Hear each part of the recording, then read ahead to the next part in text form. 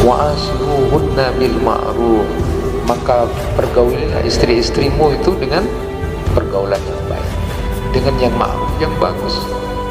Istri yang sudah sangat rahmat, kasih sayang, sayang banget sama suaminya, dia akan mengatakan sama suaminya, "Mas, karena aku begitu sangat sayang sama kamu, maka kalau Mas mau kawin lagi, silakan."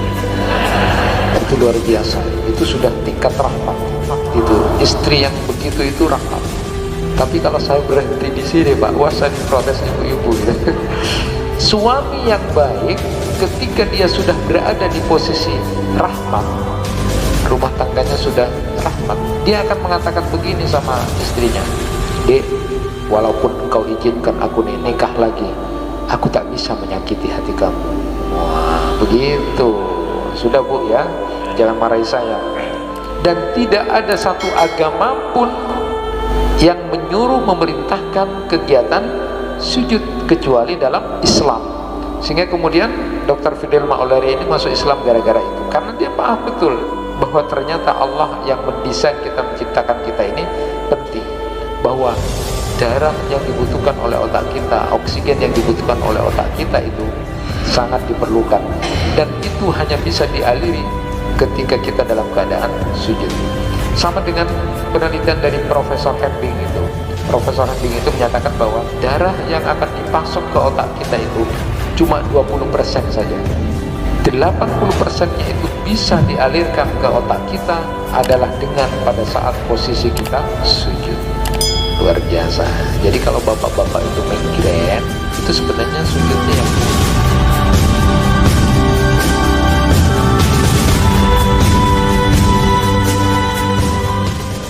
cerita yang disampaikan oleh salah seorang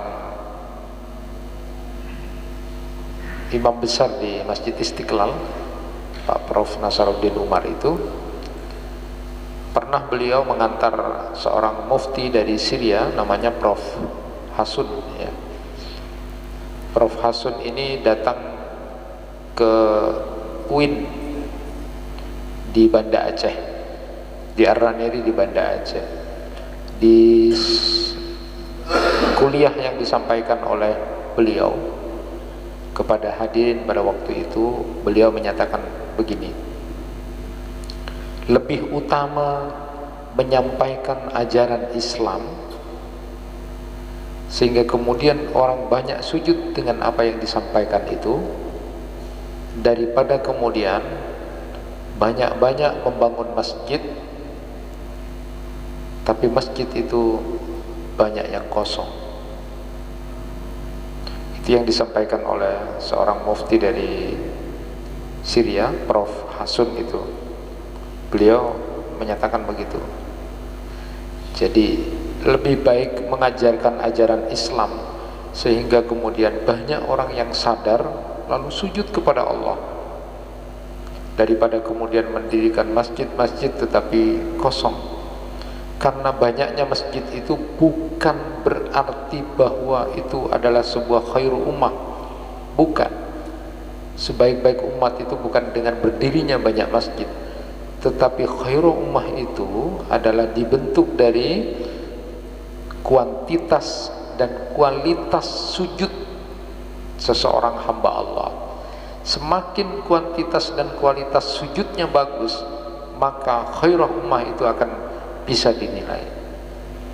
Tapi kalau hanya dinilai dari banyaknya bangunan masjid tapi masjidnya kosong-kosong, apalagi dengan ornamen yang begitu sangat lux, yang mewah dengan dana yang banyak, tapi kemudian isinya tidak ada, maka jauh lebih baik mengajarkan ajaran-ajaran Islam, berdakwah sehingga kemudian orang sadar untuk sujud, untuk banyak sholat, untuk melakukan amalan-amalan Islam itu.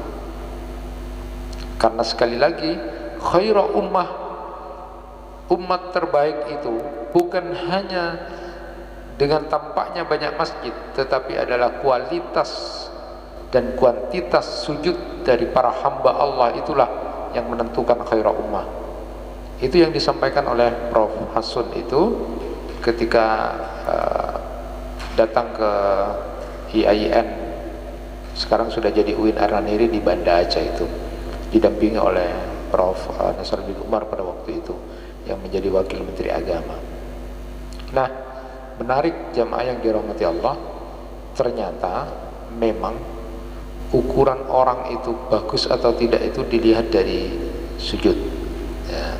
Nanti kita bisa perhatikan beberapa ayat-ayat Al-Quran maupun hadis-hadis Rasulullah Sallallahu Alaihi Wasallam yang berkaitan dengan masalah sujud itu. Nah, sujud ini menjadi penting. Kenapa? Karena kita ingat ketika Rabi'ah bin Ka'ab al-Aslami itu salah satu pembantu dari Rasulullah Sallallahu Alaihi Wasallam, ketika sudah memberikan bantuan kepada Rasulullah, mengambilkan wudhu beliau, sudah apa yang menjadi kebutuhan Rasulullah selesai dipersiapkan oleh beliau, lalu kemudian Rasulullah menawarkan kepada Rabi'ah bin Ka'ab al-Aslami ini, sal, kata Rasulullah, minta apa, kata Rasulullah. Apa yang diminta oleh Rabi'ah bin Ka'ab al-Aslami ketika ditawari oleh Rasulullah? Dia cuma mengatakan begini, as'aluka murafaqataka fil jannah, saya minta untuk bisa bersanding dengan engkau ya Rasulullah di surga nanti. Dijawab begitu. Terus Rasulullah nawarkan ghairu dzalik, selain itu. Tapi kemudian Rabi'ah bin Ka'ab al-Aslam jawab, wadak, cukup itu saja ya Rasulullah, cuma bisa bersanding dengan engkau di sana. Lalu kemudian Rasulullah SAW meminta kepada Rabi'ah bin Ka'ab al-Aslami itu, fa'inni ala nafsika bikasratis sujud, maka bantulah aku wahai Rabi'ah bin Ka'ab al-Aslami untuk bisa memenuhi keinginanmu, engkau bisa bersanding denganku nanti di surga dengan cara kamu banyak sujud. Maknanya adalah banyak sholat. Jadi khairul ummah itu dibangun ketika kuantitas dan kualitas sujud seseorang itu akan bagus. Maka nanti akan saya sampaikan bahwa di beberapa tempat nanti pada saat di akhirat pun, saat Allah Subhanahu wa Ta'ala akan mengentas orang-orang yang ada di neraka itu, tandanya untuk bisa mengenal terakhir itu adalah asaris sujud, bekas sujudnya. Bahkan juga di khaut itu juga adalah bekas wudhu dan bekas sujud. Itulah yang kemudian akan dikenali dari orang-orang yang akan diselamatkan nanti di akhirat. Nah, kembali ke persoalan sujud tadi, itu luar biasanya bahwa di dalam ayat-ayat Al-Quran banyak sekali yang kemudian memerintahkan dan menyuruh untuk melakukan sujud. Bahkan alam ini pun sujud gitu biasanya, bertasbih kepada Allah, membesarkan Allah. Kita ini adalah makhluk yang kemudian rendah di hadapan Allah. Semua makhluk mengakui itu, alam semesta mengakui itu. Kemudian saya sampaikan juga tentang sujud ini dulu. Ada yang menarik ketika salah seorang sahabat datang dari sebuah negeri yang melihat beberapa penggawanya itu sujud kepada rajanya. Jadi cara menghormatnya kepada raja itu dengan cara bersujud. Nah, rupa-rupanya sahabat ini usul sama Rasulullah. Habis dari sana terus usul pada Rasulullah, ya Rasulullah, gimana kalau kami ini para sahabat sujud kepada engkau, sujud kepada engkau? Apa jawab Rasulullah SAW? Islam itu tidak begitu. Lalu kemudian beliau menyatakan begini, lau kuntu amiran ahadan ayyasjuda li ahadin la amartu al mar'ata an tasjuda li zawjiha. Bila seandainya boleh memerintahkan seorang hamba sujud kepada hamba yang lain, maka akan aku perintahkan kaum perempuan untuk sujud kepada suaminya. Ini tentu makna kuat bahwa seorang perempuan itu memang harus berbakti, taat kepada suaminya. Maka dalam riwayat yang lain itu disebutkan, ayyuma imra'atin matat wa zawjah radin 'alaiha dakhalatil jannah. Siapapun perempuan, seorang istri yang meninggal dunia lalu suaminya ridho kepada dia, maka dia pasti akan masuk surga. Jadi gampang masuk surganya perempuan itu, ibu itu minta ridhonya suaminya gitu kan, ridho suaminya. Dan itu tidak bisa dikarang atau direkayasa. Jadi bahasa saya itu, istri saya begitu, saya paham betul, ridho, bagus dia, berbaktinya, taatnya bagus misalnya. Bapak-bapak ini yang tahu istrinya gimana. Jadi kalau ditanya gimana sih, aduh ampun Ustadz, ampun, tak kelar kau. Oh itu lain sudah, oh tak bisa sudah.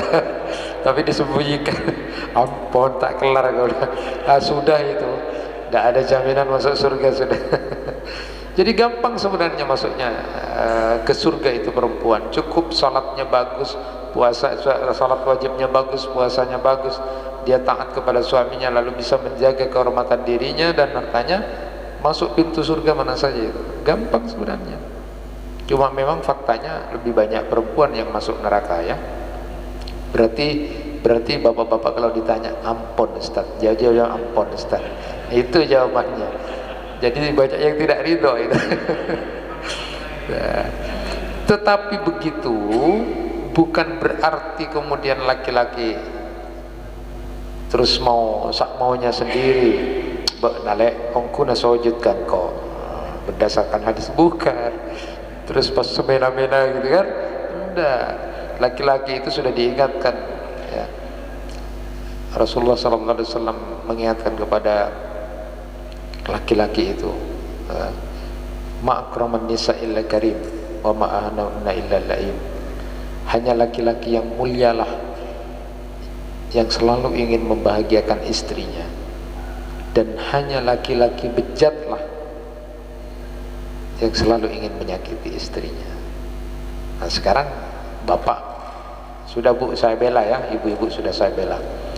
Jadi bapak itu mau jadi laki-laki mulia, terhormat, atau laki-laki bejat. Nah kalau laki-laki terhormat dan mulia itu selalu pikirannya adalah ingin membahagiakan istri. Dan laki-laki jahat, laki-laki bejat itu adalah laki-laki yang semena-mena. Allah Subhanahu wa ta'ala sudah mengingatkan, wa asiruhunna bil ma'ruf, maka pergaulilah mereka, istri-istri mereka, istri-istrimu itu dengan pergaulan yang baik, dengan yang ma'ruf, yang bagus. Jadi kalau Pak Quraisyab itu ketika membahas tentang sakinah mawaddah warahmah, jadi kalau orang itu sudah cintanya suami istri itu lebih rahmah itu gini, kalau sakinah itu kan artinya tenang, nyaman, damai ya. Jadi kalau sudah suami istri itu adalah sakinah, nyaman, tenang, damai. Jadi rumah tangga itu harus kondisinya nyaman, tenang, damai, sehingga kemudian bisa mengatakan pada semua orang, baiti jannati, rumahku adalah surgaku. Dengan apa? Dengan mawaddah, dengan cinta. Dan cinta itu dimulai dari apa? Dari kesukaan fisik, karena cantik, karena ganteng, walaupun itu relatif, karena baik, karena penyayang, itu adalah bagian dari mawaddah, cinta. Tapi berikutnya adalah dengan rahmat. Rahmat itu kasih sayang. Jadi tidak hanya masalah fisik, masalah apa, tapi sudah dengan kasih sayang, karena hatinya sudah sayang banget, sayang banget.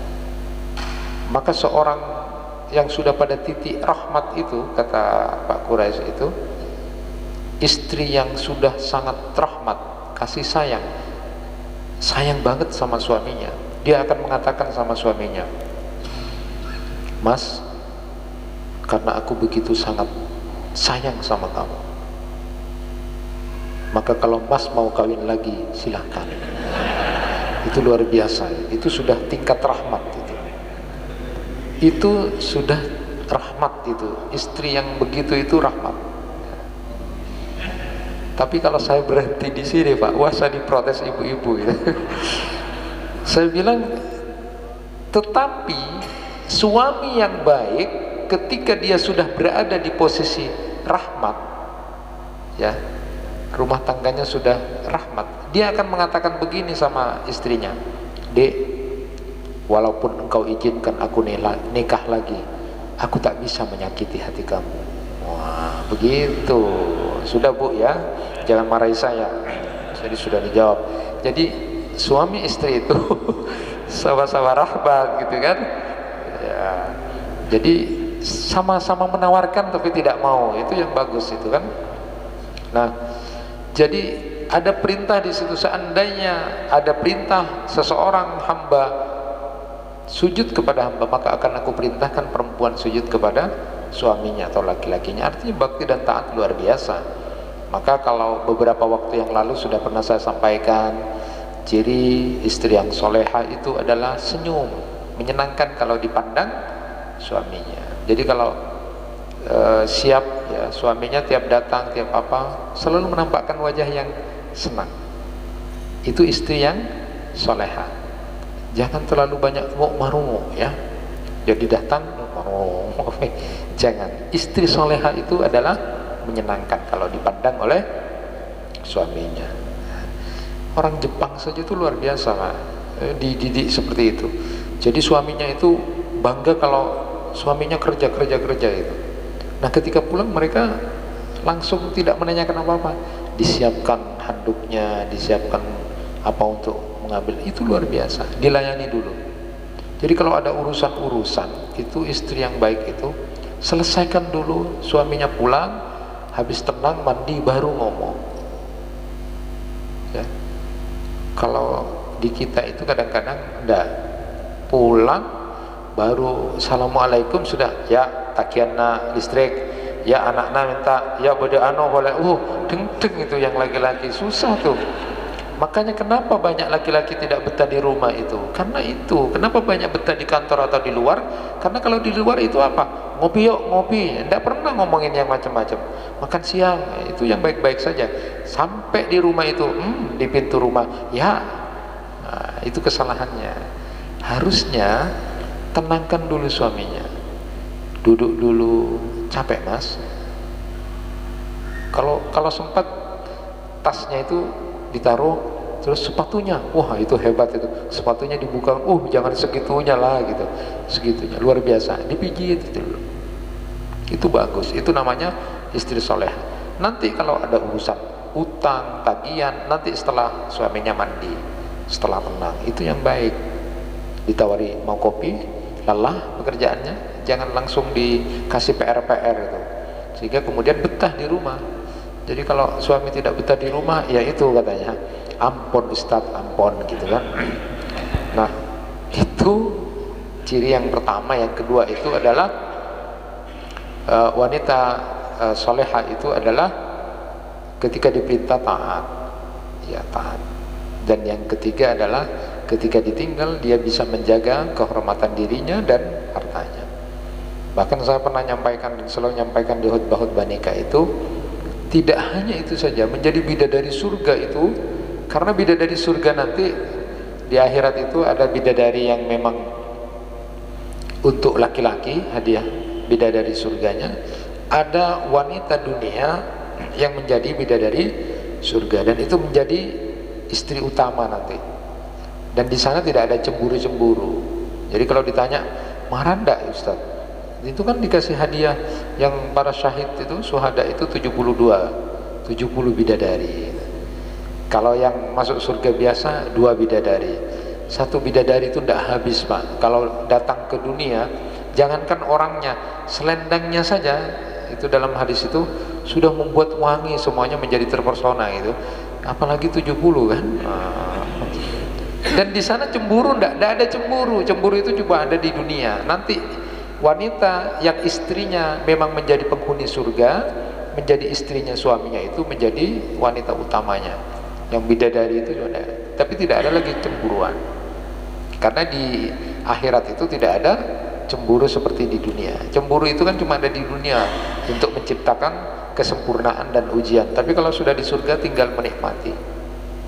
Nah, itu hebatnya. Bahkan di surga itu ada pasar Jumat. Pasar Jumat itu orang datang, laki-laki nanti kena angin tambah ganteng. Perempuannya juga begitu. Istrinya yang bidadari itu ataupun bidadari yang memang dari surga semakin cantik. Jadi ketemu pulang, kok tambah ganteng mas? Iya kamu tambah cantik juga. Itu tiap Jumat terus itu luar biasa lah pokoknya Pak kalau masuk surga itu. Nah, terakhir seorang perempuan yang kemudian menjadi bidadari surga itu ditawarkan menjadi bidadari surga itu ada 3. Satu adalah al-wadud, yang kedua al-walud, yang ketiga adalah al-aud. Al-wadud itu apa? Al-wadud itu penuh dengan kasih sayang dan cinta kasih, lembut kalau bicara. Itu calon penghuni surga. Jadi bidadari surga itu adalah kalau bicara santun kepada suaminya. Jadi kalau ditanya dek, engki, wah itu calon bidadari surga itu ya. Kalau nanti volumenya 8 misalnya suami, dek, engki, bagus itu. Saya palang mempas tepak kalakena alos itu Pak, lah. Volumenya sabur alos, dek, terus dia masuk surga itu, engki. Tapi saya palang Pak, saya palang begini, dek, napa bayi nak mas? Itu tidak bisa masuk surga. Jadi tidak santun. Jadi harus seperti itu ya. Berat memang jadi bidadari surga itu. Kalau ditanya bagaimana istri-istri bapak, istri bapak gimana? Ampun Ustaz, ampun. Apa volumenya di bawah atau di atas? Nah itu al-wadud, karena itu juga pengaruh terhadap anak-anak kita. Jadi kalau anak-anak itu kalau santun kan enak ya, santun. Malah istri itu bagus kalau bicara yang banyak itu. Nah, sering saya di manajemen konflik itu salah satunya kenapa suami dan istri itu suka bertengkar. Salah satunya adalah perbedaan psikologis yang tidak dipahami. Ketahuilah bahwa menurut penelitian kemampuan perempuan dengan laki-laki itu bicaranya 4:1. Jadi kalau bapak-bapak ini bicara 1000 kata dalam satu hari, maka istrinya 4000 kata ya. Itu harus dimaklumi. Jadi kalau bapak pulang ke rumah terus istri ceramah, jangan dimarahi. Bersyukur, alhamdulillah istriku ternyata seorang perempuan ya. Syukuri, oh begini ongko. Itu penelitian. Karena kalau berdiam itu bahaya. Ya harus seperti itu. Makanya apalagi saya Pak, saya kemana-mana keliling ceramah. Nah ketika saya pulang ke rumah istri saya ceramah, saya harus diam. Sudah tidak diberi kesempatan khutbah Jumat ya, tidak bisa diberi kesempatan untuk kajian-kajian, jadi giliran saya menjadi pendengar ya, saya dengarkan itu bagus itu. Jadi jangan bertengkar gara-gara masalah psikologis. Laki-laki yang tidak paham tentang perbedaan itu, apa yang terjadi? Saya bilang kepada anak-anak yang baru mau kawin, apa yang terjadi kalau tidak tahu perbedaan psikologis itu? Akhirnya apa yang terjadi? Laki-laki yang tidak paham itu banyak cacai tampeleng itu yang terjadi. Nenenglah tetap bini karena tidak tahu dia. Harusnya apa? Dengarkan. Umar bin Khattab saja itu mendengarkan istrinya. Padahal Umar lewat, kata Rasulullah itu pujiannya Rasulullah kepada Umar, setan itu dari jauh sudah lari itu. Tapi kalau ketika istrinya yang ngomong, Umar diam itu. Jangan kemudian dia korbina setan Ustaz, jangan, bukan, tidak ada hubungannya. Jadi Umar diam itu apa? Ketika ada sahabat yang kemudian mau mendengarkan seperti itu, persis ketika dipanggil lagi, ketika dia mau mengadu tentang istrinya itu yang luar biasa. Kenapa? Karena itu ada larangan memukul. Jangan, haram memukul perempuan. Karena sudah dilarang itu, lalu kemudian tak kelar, ada yang nggak kuat suaminya mau lapor kepada Amirul Mukminin Umar bin Khattab. Sampai di pintu sama juga kejadiannya, Umar ternyata juga diceramain sama istrinya. Tahu tentang itu lalu kemudian dia pada balik kanan gitu kan, ketika balik kanan itu tahu ada tamu, Umar lalu memanggil, sini ada apa, cerita. Nah ini nasihat buat kita bapak-bapak, nasihat buat kita. Apa yang disampaikan Umar bin Khattab? Saudaraku, ketahuilah, istri kita itu sudah bekerja di rumah, yang kalau bahasa kita, yang masak, yang menyetrika, yang mencuci, bersih-bersih rumah. Bahkan kata Umar bin Khattab, yang hamil lalu melahirkan anak-anak keturunan kita itu adalah kaum perempuan. Maka biarkan dia berekspresi ketika menumpahkan kecapean dan kelelahannya. Maka dengarkan, bukan lantas kemudian kita marahi, jangan. Dengarkan itu, dengarkan itu. Laki-laki yang mulia, suami yang mulia, dengarkan, karena memang sudah perbedaannya begitu. Jangan kemudian sudah tahu ilmunya begini lalu pulang hina, anggap radio rosak gitu kan. Oh, jangan, masa istrinya dibilang radio rosak, itu keterlaluan. Itu bukan laki-laki mulia. Itu laki-laki mulia dan terhormat itu dengarkan, karena memang kemampuan berbicara itu lebih banyak. Dan hati-hati ketika sampai 2-3 kali perempuan itu bercerita, dengarkan seolah-olah itu pertama kali bercerita sama bapak. Mas, oh iya dek, itu bagus. Walaupun di hati mbak nade telok kali lah cari tongku nade, itu seperti itu. Tapi dengarkan itu, anggap itu pertama. Itu namanya memuliakan perempuan. Cek pas salah cukup, mbak nala telok kali cari tak ambulah, colok najak babenya, itu sudah tidak mulia. Dengarkan, dia ingin curhat. Maka sekarang yang terjadi adalah banyak perempuan-perempuan yang tidak didengarkan suaminya, akhirnya dia curhat kepada orang lain. Nah itu yang berbahaya. Ketika tahu bana curhat karena suaminya yang marah, siapa yang salah? Suaminya. Koreksi bapak-bapak, dengarkan. Paham ya? Mulai nanti pulang, dengarkan. Ayo dek, acara tala dek. Sudah paham sekarang. Pabunnya acara tadi itu bagus itu. Itu ma'akraman nisa'il karim wa ma'ahanan na'il la'im. Hanya laki-laki yang mulia lah yang selalu memuliakan perempuan, begitu sebaliknya. Nah, cerita, dengarkan terus. Nah ini kok bahas suami istri. Ya, kita lanjutkan. Bapak dan Ibu yang dirahmati Allah. Oh ya, saya rampungkan, tidak enak kalau separuh. Hadis Rasulullah itu yang kemudian yang kedua adalah cirinya adalah al-walud. Al-walud itu siap punya anak berapa saja, siap melayani suaminya. Jadi kalau suaminya mau minta, siap. Dalam hadis itu kapan saja siap itu, bahkan di mana saja siap. Itu hebatnya wanita bidadari surga itu siap. Tapi bapak juga harus tahu, kalau memang istrinya lagi tidak bisa atau kemudian tidak mampu, jangan dipaksa pak, jangan ya. Dan saya pernah nyampaikan itu, ini sudah kajian fikih sebenarnya, dikit fikih ya pak. Hatta seorang perempuan misalnya diminta, suaminya sudah ingin beribadah, selama tidak sampai sakit-sakit banget, siap untuk melayani. Dan saya sampaikan itu dalam kajian fikih itu, jangan sampai diam seperti robot atau ketepung, jangan. Jadi harus menunjukkan keinginan juga perempuan itu, walaupun sebenarnya dia tidak mau, capek. Dan perhatian buat bapak-bapak, kalau istri kita sakit-sakit kecil, pilek, batuk, itu obatnya bukan di apotik, obatnya di bapak yang harus memberikan kesembuhan. Itu berarti bapak yang belum memberikan nafkah batin. Nah, itu kode pak. Jadi batu-batu pilek itu kode. Bapak harus pinter. Lah cuy panang pegon ini salah. Kau obat jangan. Itu al-walud. Dan yang ketiga itu adalah al-a'ud. Apa al-a'ud itu? Adalah pada saat bertengkar dengan suaminya, maka dia tidak menunggu besok harinya, maka hari itu juga dia ambil tangan suaminya lalu mengatakan, mas, aku tidak bisa tidur malam ini kalau engkau tidak maafkan aku. Itu luar biasa. Itu ditunjuk, itu diberikan petunjuk oleh Rasulullah SAW kepada wanita itu untuk menjadi bidadari surga itu ya. tidak egois, bahasanya seperti itu.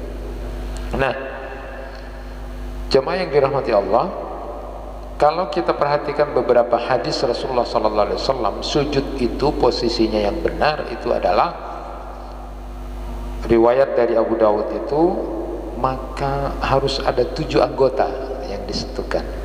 Yang pertama itu adalah wajahnya, meliputi dahi dan hidung. Lalu kemudian yang kedua adalah tangannya, lalu lututnya, lalu kemudian kakinya. Ada 7 anggota itu. Kalau sujudnya normal itu berarti sehat, ya. Jadi posisi tangan dan sebagainya, nah, itu harus 7 anggota tubuh itu. Sujudnya seperti itu. Dan di riwayat dari At-Tirmizi itu bahwa posisi tangan ini juga sejajar dengan bahu.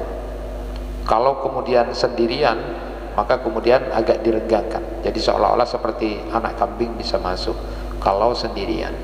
Tapi kalau jamaah, ya enggak Pak, pas jamaah begini-begini sendiri semua, oh itu nanti berjarak. Nah, 7 anggota badan itu. Nah, ini kalau bisa disentuhkan, kecuali memang hidungnya sudah tidak bisa menyentuh, ya jangan dipaksa-paksa. Kalau sudah ukuran hidungnya tidak mancung, ya jangan dipaksa.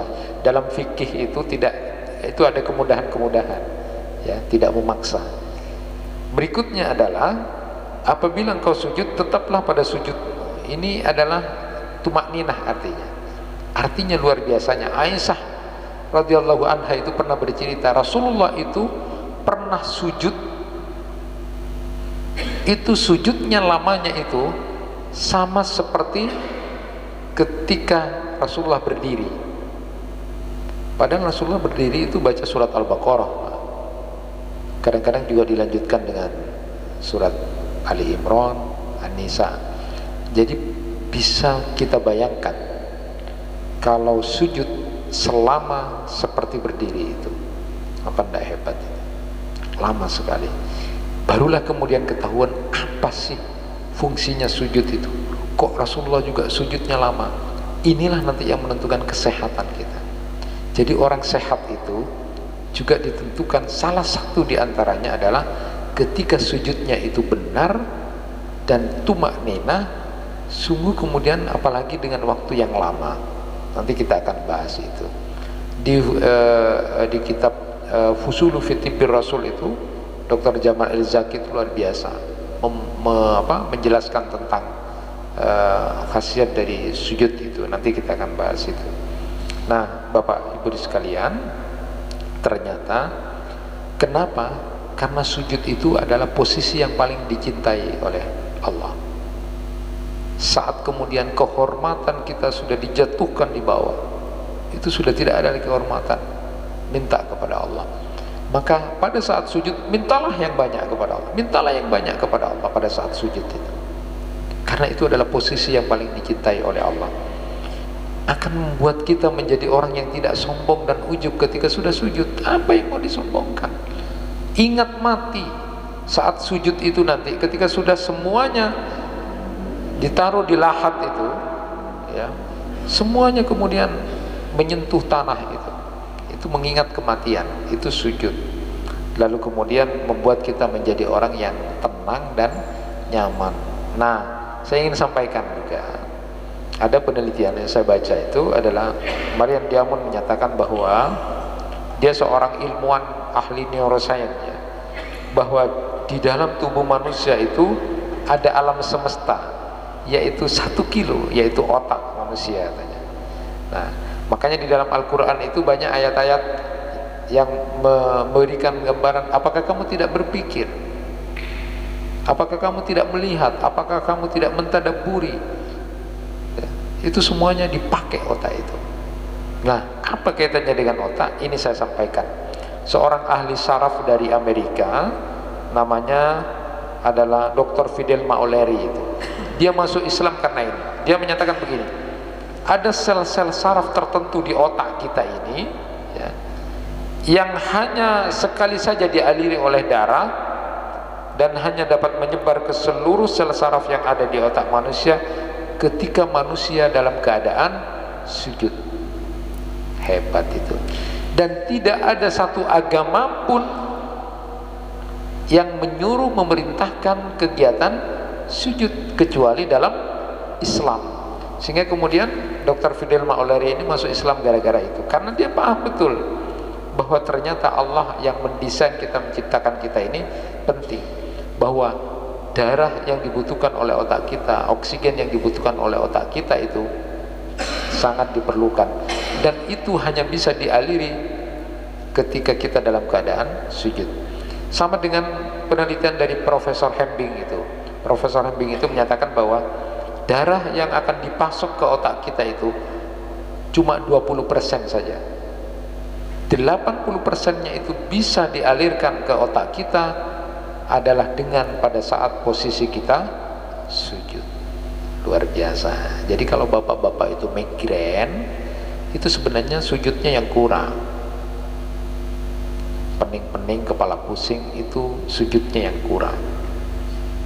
Bahkan saya punya kitab itu khusus itu yang berbicara tentang sujud itu akan membuat orang itu jantungnya bagus.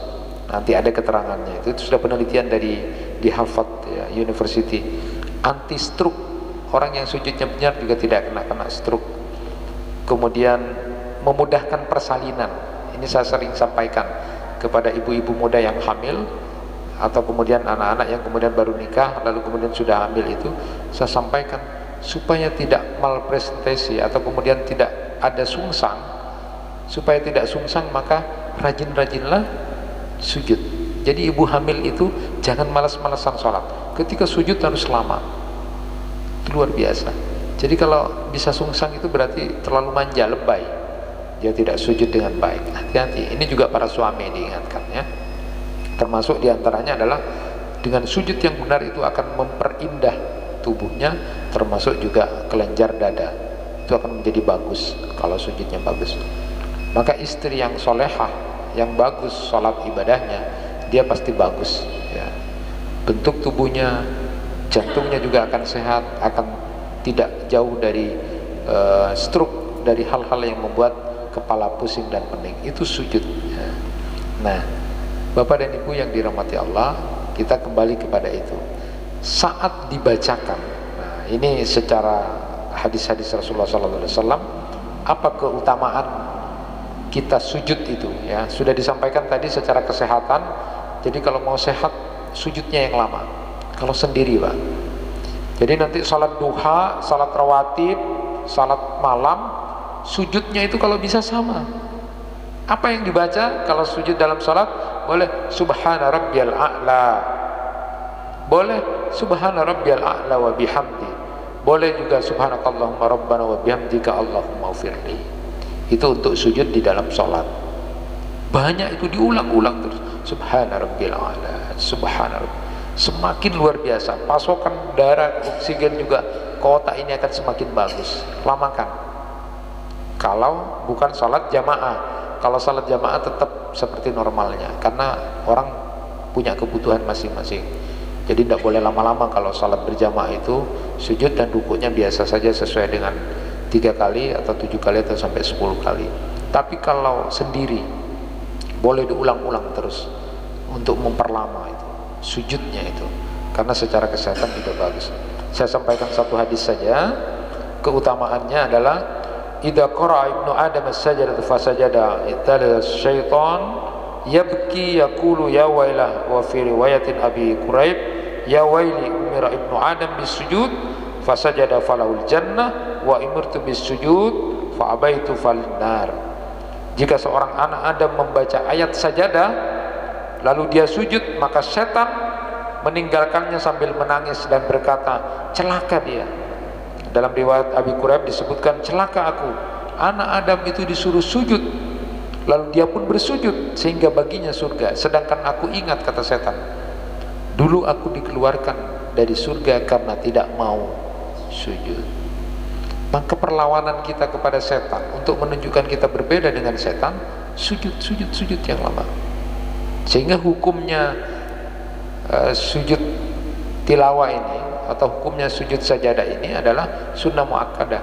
Bahkan Imam Hanafi itu mewajibkan ketika kita membaca dan mendengarkan bacaan-bacaan ayat sajadah ini untuk sujud, diwajibkan walaupun tidak sampai fardu. Tetapi secara umum hukumnya adalah sunnah muakkad, karena Rasulullah pernah juga tidak sujud. Nah, perhatikan pada saat sujud tilawah ini, kalau pada saat ada imam maka kemudian kita ikutin saja. Dan kalau kita kemudian yang sholat sengaja, misalnya baca surat Al-Insyiqaq, Al-Alaq, lalu kita sujud sendiri, maka takbir Allahu Akbar, ke atas juga Allahu Akbar.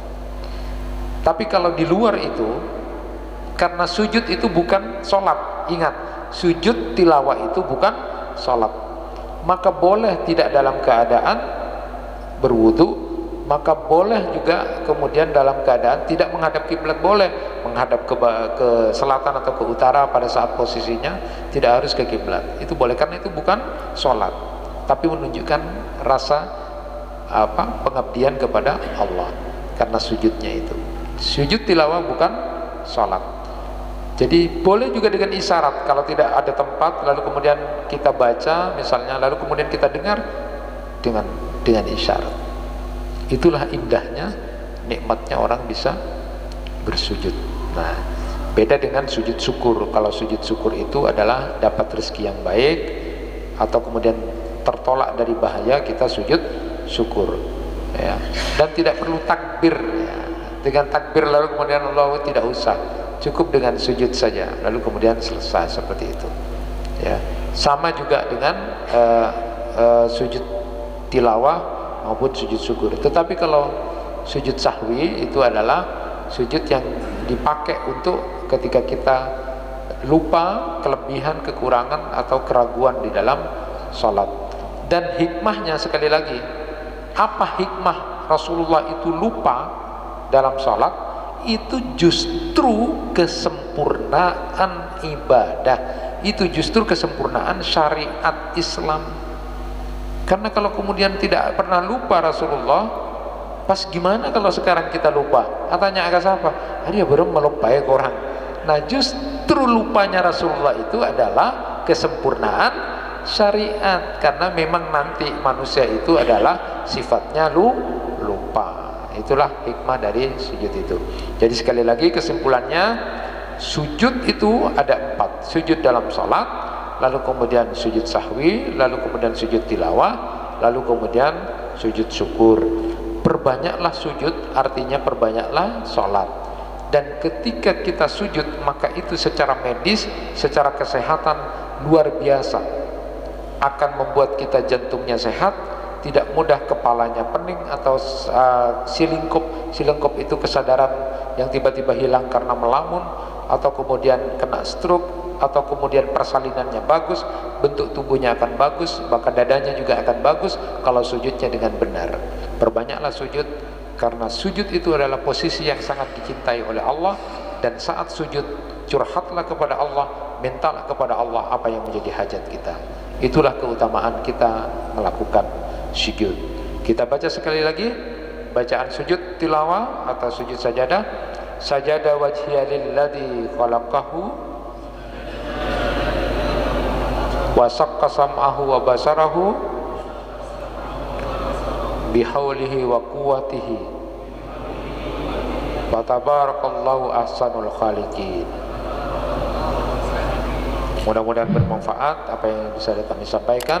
Kurang lebihnya mohon maaf. Assalamualaikum warahmatullahi wabarakatuh.